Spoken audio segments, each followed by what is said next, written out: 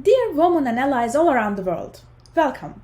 First of all, I would like to mention how proud I am to share this stage in this online celebration with incredible and powerful women across the globe, including our former First Lady Michelle Obama. Second, I want to congratulate you. Kudos for surviving and thriving through one of the most challenging years for the humankind. Wherever you are, whatever you do, you deserve to be celebrated. Now, as one of the few tech talks in this lovely festival, we will directly dive into deepfakes.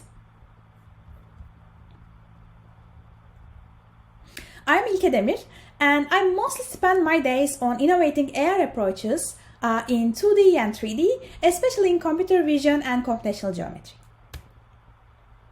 As we are now in the AI era, all these technological and computational advancements lead us to encounter realistic synthetic worlds, increasing in both quality and quantity.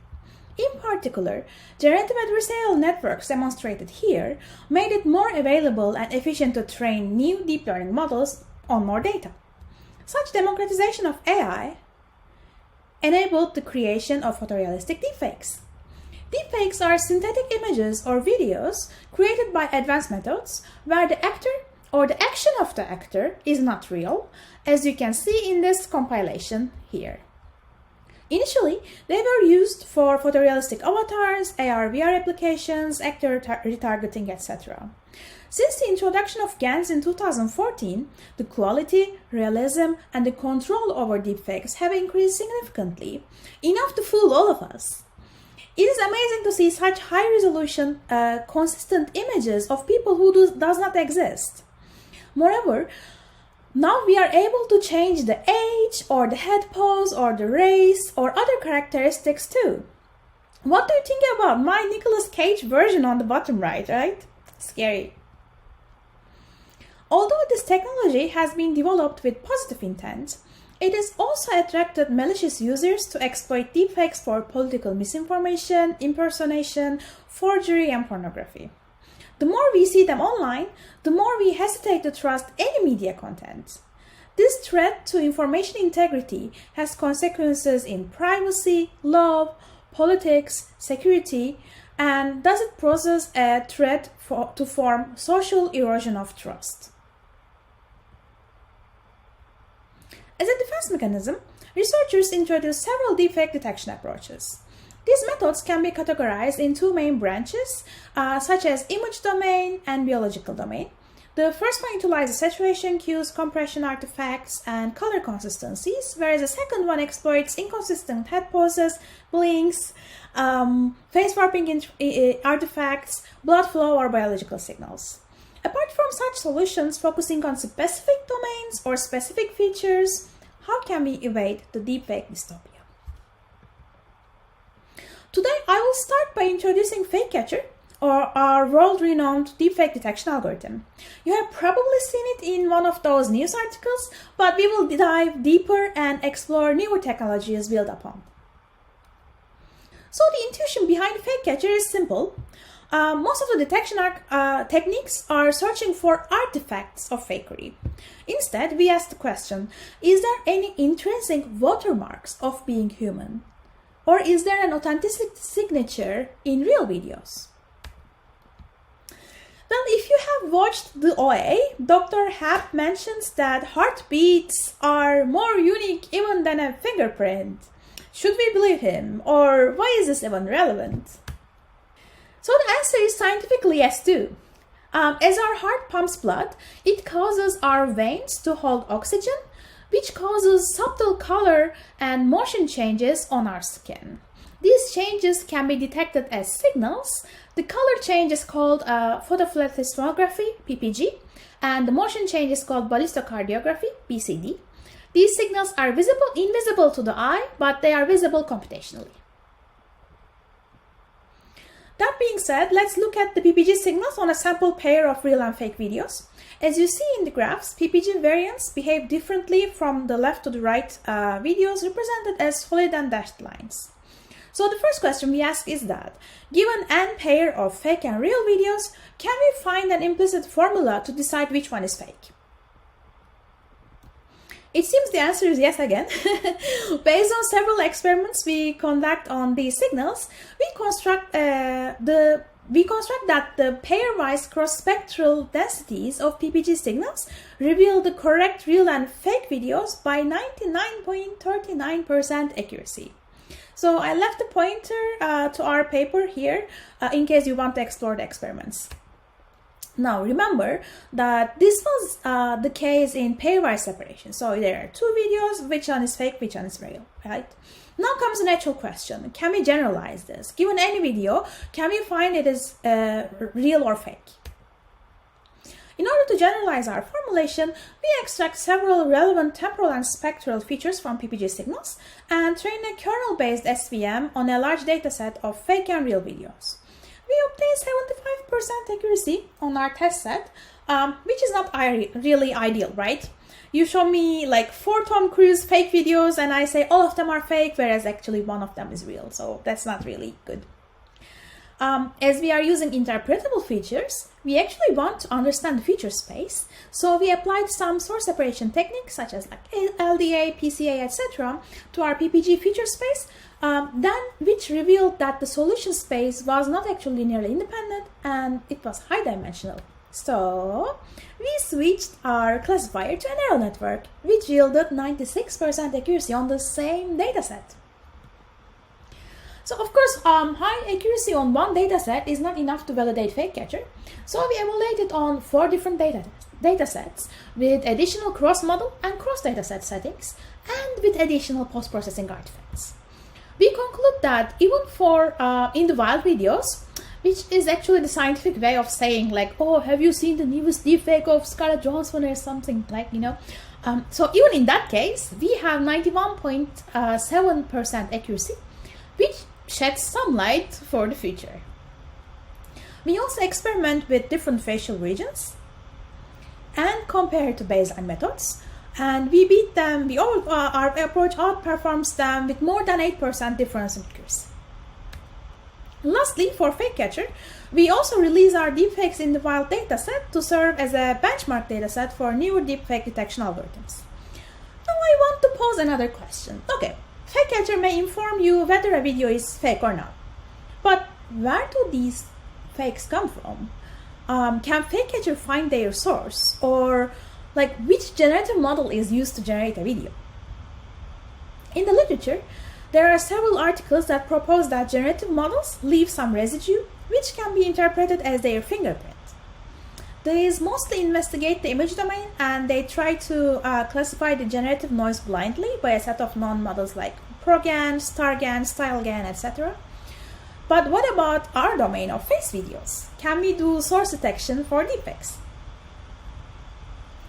Now, in contrast to FakeCatcher, can we interpret generative noise of specific models as deformation in biological signals? If you look at these mean images here from the real and 4 fake variants, you can obviously see that the residue changes, right? In addition, if you project this residue to the biological domain, the change of behavior in PPG signals are even visible to the eye, like you can see here, right? So how can we use this projection to classify the fakes into different generators? With a similar approach to FakeCatcher, we extract the PPG cells and do a multi-class classification of PPG cells into different GANs. Now the signals are even more complex, so instead of a simple neural net, we use VGG19 backbone on sequences, and then we aggregate them into video predictions by log of odds. In Face Forensics++ dataset, where there are equal number of real and fakes from 4 different models, we can find the correct source of a deepfake video by 93.39%. This also further increases our fake detection accuracy to 97.3% from previously, if you remember, FakeCatcher's 96%. We also justify that we can easily extend this approach to new models. Adding the same number of fake videos from another dataset, CelebDF dataset, to our training data, we have very similar accuracy for all 6 classes now, even though the model never saw the real counterparts from the new dataset. Quite amazing. Now that we discovered what PPG signals can reveal in the domain of deepfakes, we would like to see, are there other biological priors that we can trust? What about the eyes? As the eyes are the mirror to the soul, we investigate the truth in the eyes of deepfakes. Comparing real and fake eyes, we observe that there are significant visual and spatial artifacts, as shown here with 4 different generative approaches. These artifacts happen both between the frames and between left and right eyes, so they also cause broken symmetries.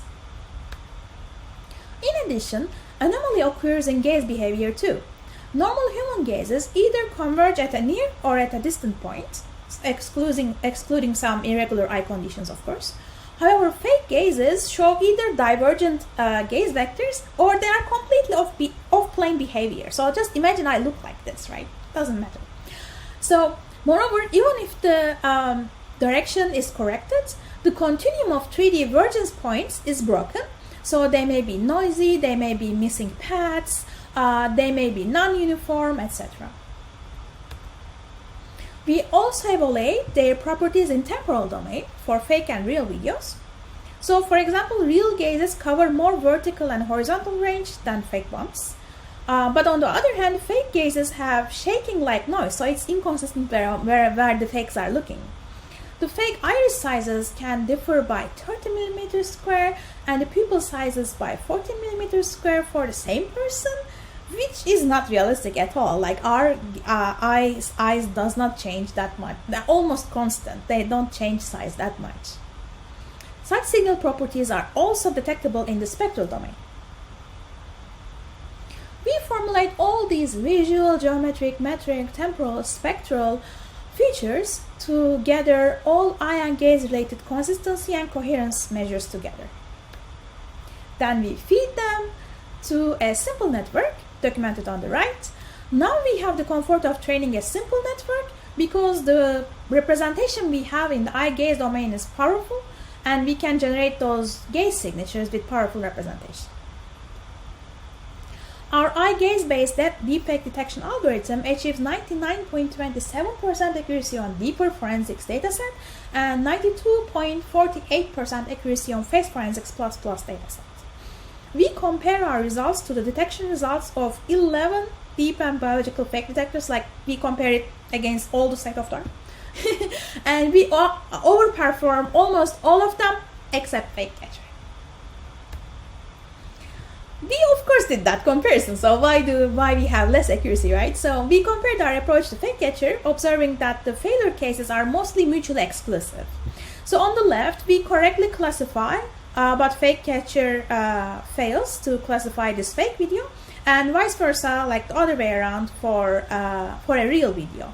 So FakeCatcher fails due to physical or digital corruption on the skin for both cases, but our features can reveal the correct fakery signal in both of them. So, up to now, we talked a lot about deepfake detection, but can we do something on the generation side to evade a deepfake dystopia? Up to date, all deepfake generation approaches need a source and a target actor, where the source is replaced with the target. On the other hand, we believe that we can actually make a difference if we can ensure that the generated fake is not impersonating. Then let's make a soup of existing humans so that we don't impersonate someone one-to-one, right? More formally, in this new approach that we call Man of Your Dreams, or MOID for short, we can mix and match different parts from different sources, so the new person is really a new person. So if we copy and paste the mask parts from these humans into this mask and the image, we would get a collage image that doesn't look like a realistic human anymore. However, using our multi-source face synthesis model, we can obtain this lovely new fake lady, whereas the eyes and nose and face and mouth and eyebrows and the hair all comes from different people. Without going into much details, we implement a structure generator Then we drive our own style generator to generate these new multi-sourced humans. And as you can see, like all of those green ones are a combination of the parts from the purple ones. As the first multi-source deepfake generator, we cannot compare it to others, there is none, but we can compare it to single source ones in an incremental way. As you see, our results are both quantitatively and qualitatively more realistic and have higher scores than the existing ones. So, key takeaways. Deepfakes have unique heartbeats, as we showed. We can use these heartbeats to find their source. We can use the deepfake heartbeats for projection onto generative residuals, and we can actually devise adaptive methods for continuous integration and deployment of deepfake detections. We can also create ensemble detection networks based on different biological priors. And finally, generating non-impersonating deepfakes is possible with multi-source creation.